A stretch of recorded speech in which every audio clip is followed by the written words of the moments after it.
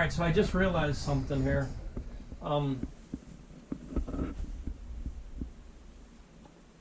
We need to go to.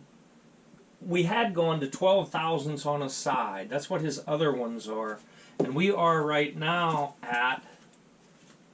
This is going to take time. We are at 14 thousandths a side. I don't know if you can see it, but it's starting to uniform out now. In other words, the what's been turned is probably 70 or 80%, and what has not been turned is only like 20%. So we're like at 14, 14, 14 the whole way around. So we're actually we're finally at uniform right now, right? 14 the whole way around.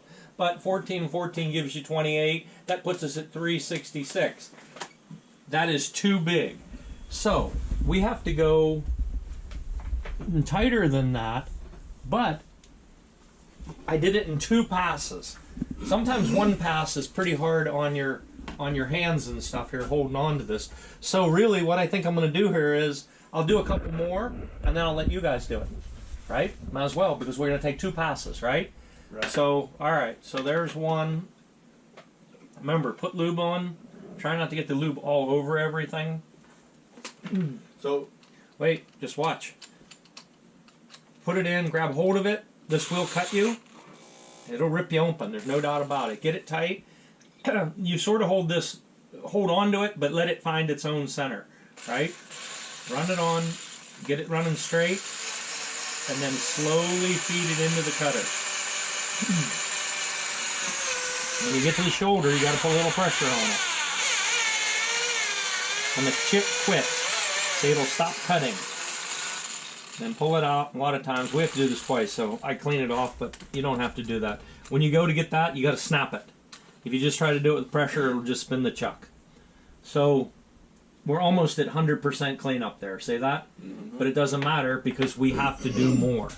So here, I'm going to do one more, and then you guys can sit here and take turns, and I'll tell Chuck Norris jokes, if I can think anymore.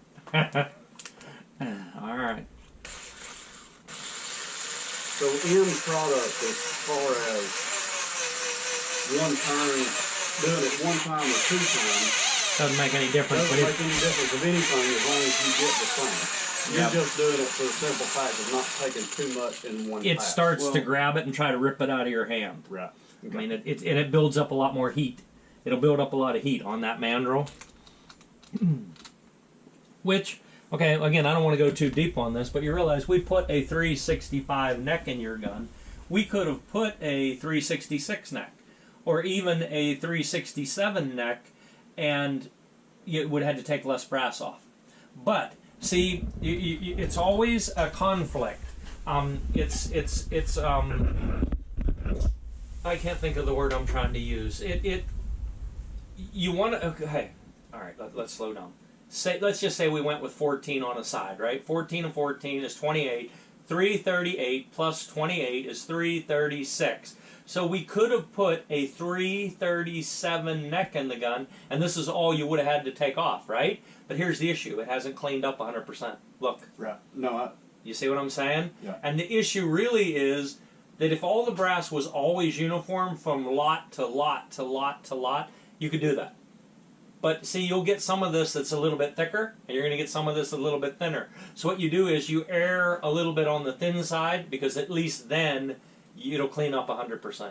Because what if it was just touching the high side, just barely, you know how it was earlier, and it never completely cleaned up? Well, you're going to give up some accuracy. All right, who wants to try it? So, again, reach over. I just do it like this. Reach over with your little finger, put some lube on that thing. Try not to get the lube all over the drill and stuff. Put it in, grab it. You sort of slam it into it, all right? Hold it.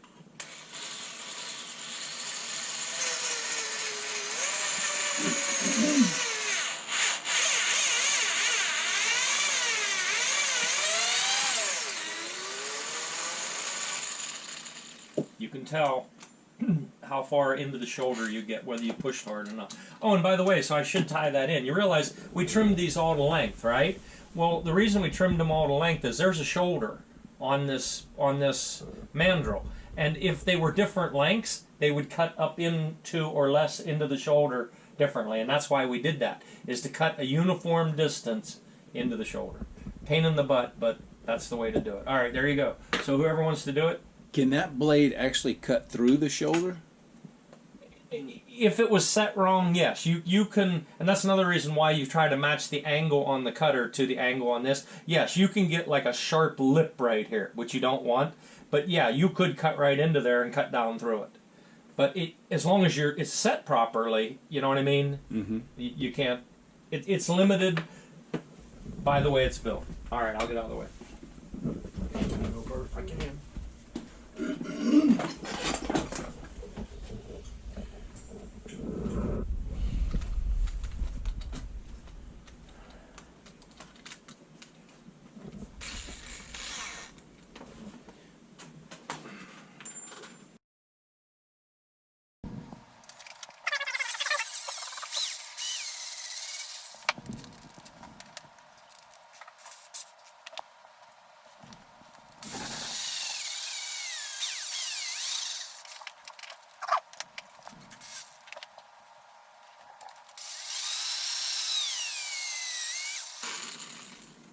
Have you found that with doing this, lower RPM, higher RPM, do you get better results out of one or the other, or you just got a way you do it and that's just how you do it? Yeah, it doesn't seem to make any difference.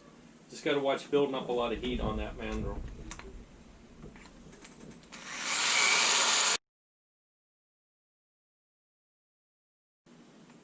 Do you get to a point where there's too much wax on that mandrel?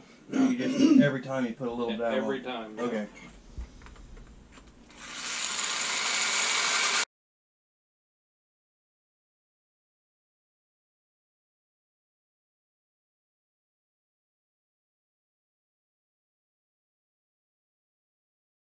Have you done any of this before? No. No. This right here, everything that we've done today is what I came here for. I do all my reloading on everything at home, but I don't do this custom stuff. Mm-hmm. And this is what I want to learn. I'm not worried about, the coal. I'm not worried about the powder. I'm not worried about any of that. I'm just wanting to learn just right here to make sure that I'm doing it 100% correct when I do it.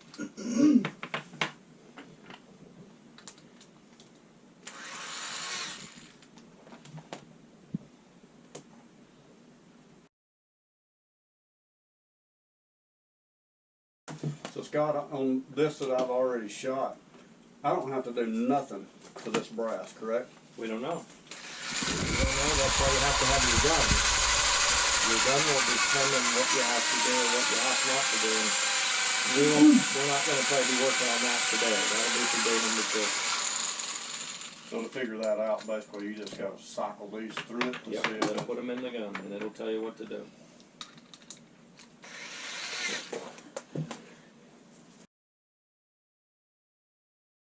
You know that when Chuck Norris gets pulled over, he lets the cop off with a warning.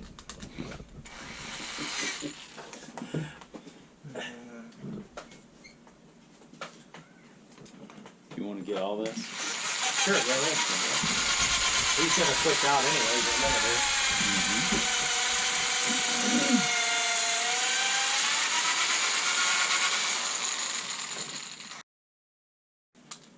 So this isn't as thin as he needs to go, but you're going to go through them and then make it smaller and then go through again. We'll reset the cutting tool and then we'll go again. So is there a maximum you can take off at one time?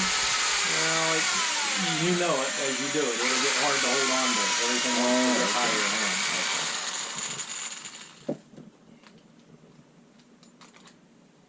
That's probably about a third of them. Somebody else wants to do it.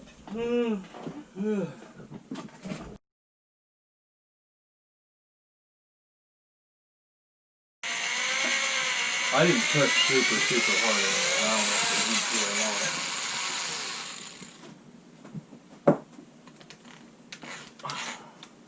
Well, he said you can't go too far because you've already cut the length. Yeah.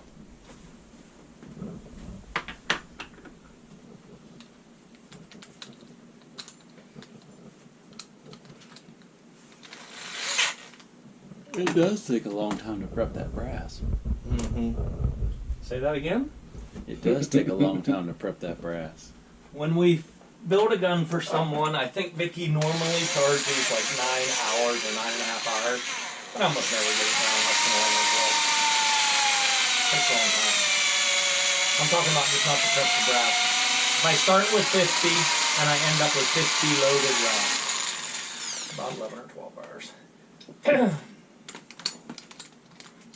It's almost like one of the things you want to have set up in another room in your house where you get home from work and you do just one stage, then tomorrow you can make it another stage. I need to invent a bracket. What's the matter? I said I need to invent a bracket or a plate that this is stuck in, to where all you do no, is set your they've got that stuff. The problem is, though, if you do that, you won't be as accurate.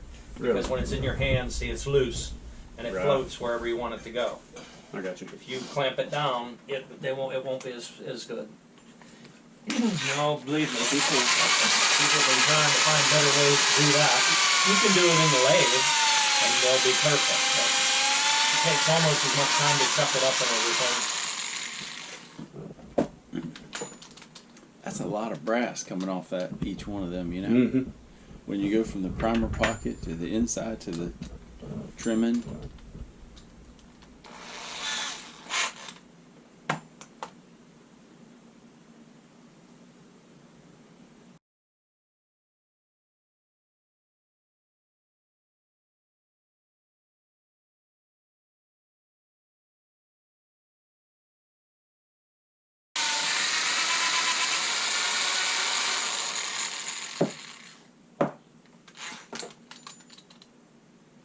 What's the difference between standard deviation and, what did you say, extreme deviation? Extreme spread. Extreme spread. Extreme spread is the actual high and the actual low. And then standard deviation is the average of all the shots that you fired. In other words, and that's not an actual, what I just said is not an actual description. But I was trying to think of a better way to say it. It's the average deviation between them all.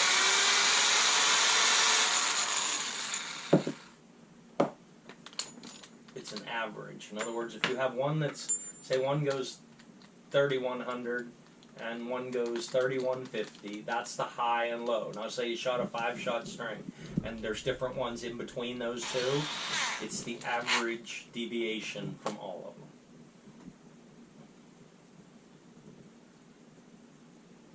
So how do you, so I'm thinking average speed, but that average speed No, wouldn't average be the speed, all you average. do is add them all together and divide it by 5. Right. Right, but that's what I'm telling you. I'm not a math guy. It's a mathematical formula that tells you what the average deviation is from whatever the average was. See? That makes sense. And again, guaranteed there'll be some math guy out there and he knows exactly how to figure it out. But it's realize I got 2 Oler 35P chronographs, and so it does it for you. Like,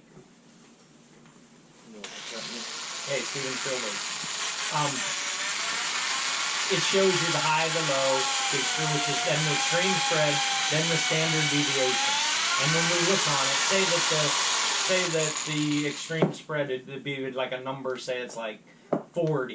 Then the standard deviation will be a much lower number that's something like 18, or you know what I mean. You'll see when we go out and do it. But I've actually never figured it out with a pencil. That's why I can't describe it to you well. My chronograph just does it for you automatically.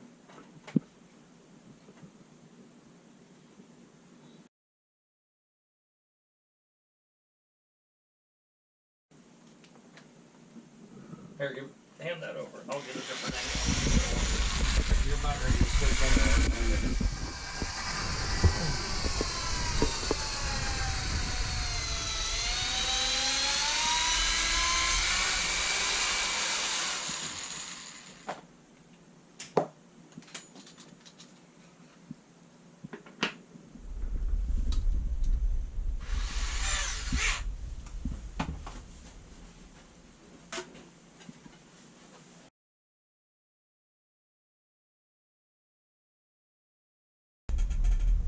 Hey, does this bother you?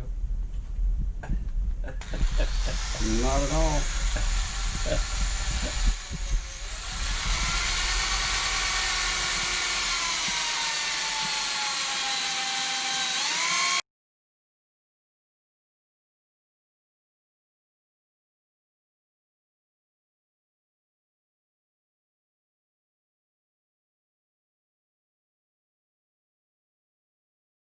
Next.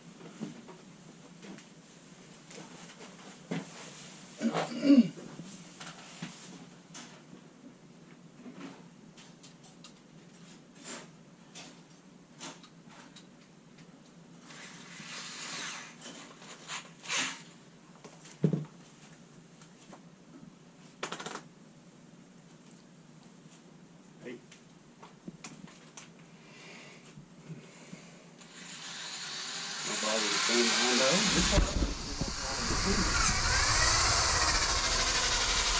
You don't need to turn it quite that fast.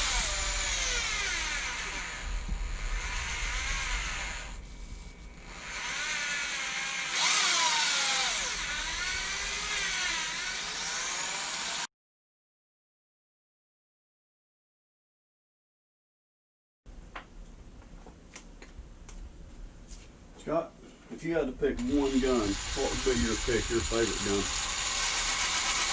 Not a $600 bill.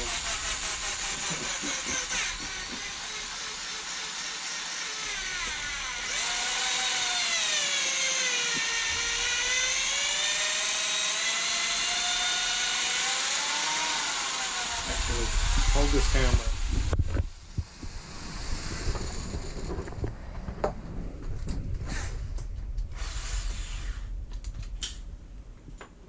We actually have pretty good. We actually have pretty good fun with these right here. Ah!